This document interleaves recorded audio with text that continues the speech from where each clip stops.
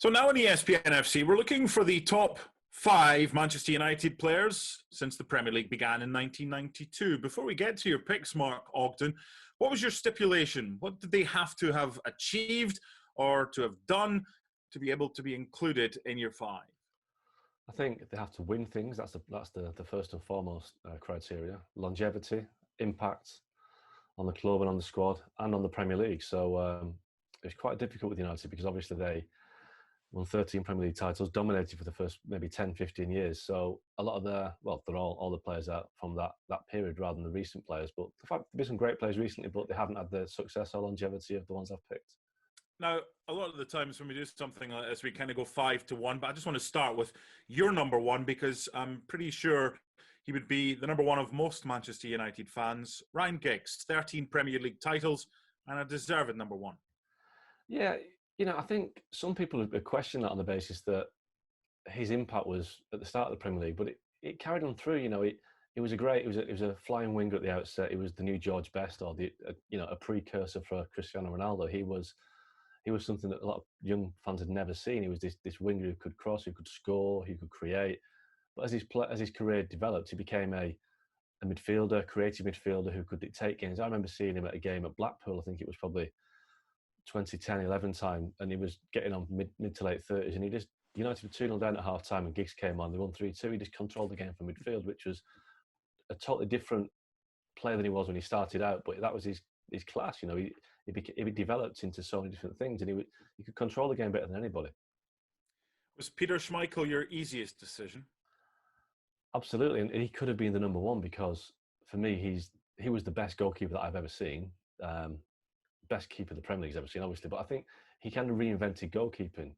He changed the game, his distribution, the way he could throw a ball more than half length of the pitch. His star save, his ferocity, the way he would argue with Steve Bruce and Gary Pallister, the fantastic saves, the game at Newcastle when he just put up a one-man resistance against Newcastle in '96 before they won the game through Eric Cantona. Schmeichel was an iconic figure, absolutely brilliant goalkeeper. It'd be easy to just put five attackers in any top five because they're the ones that scored the goals or whatever. But you need your Schmeichels and you need your captains, Roy Keane. Yeah, again, Roy Keane, I think he was there for 13 years and he was captain for the majority of that time and most successful captain United have ever had. And again, his reputation and legacy has probably been tainted a bit by the way that he left. He obviously fell out with Felix Ferguson, the infamous video which he criticised his teammates. And towards the end of his career, injuries had caught up with him a little bit, but he was such a driving force, a dominant midfielder. The battles with, Patrick Vieira back with it defined the Premier League era. So Roy Keane, for me, is the one player that United had never been able to replace, that dominant midfielder. What about your other two? How easy or how hard a decision was it to include them? Well, Paul Scholes and David Beckham. I think, Paul Scholes, again, gets into most top 5, top 10 United list because, again, his longevity, his success.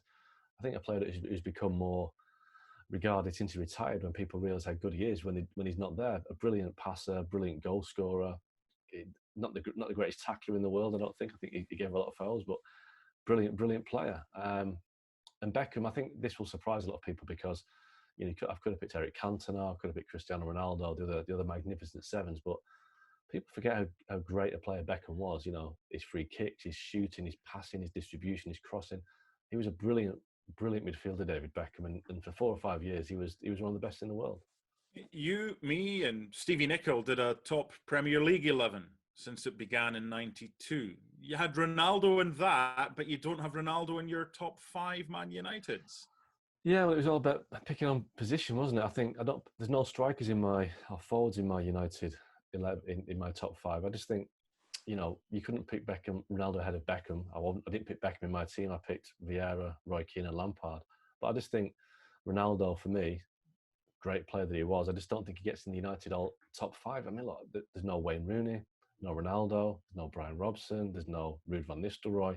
I could have picked another 5 quite easily, and there wouldn't have been any argument. But Ronaldo got in the Premier League 11 just because it was horses for courses and positions for places.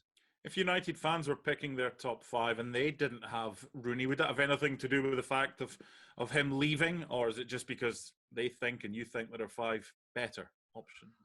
It is hard to argue there are 5 better because he left United as the club's record goal scorer. He won so many Premier Leagues. He won the FA Cup, he won everything, the Champions League. How do you leave Wayne Rooney out? I just think that, for me, his time at the club ended probably. His time at the club ended when United were in decline. I think that probably affects the memory of Rooney a bit. But again, he was a fantastic player. I just think it's probably harsh on Rooney. He ended as the club's highest scorer, but you think that he could have delivered more.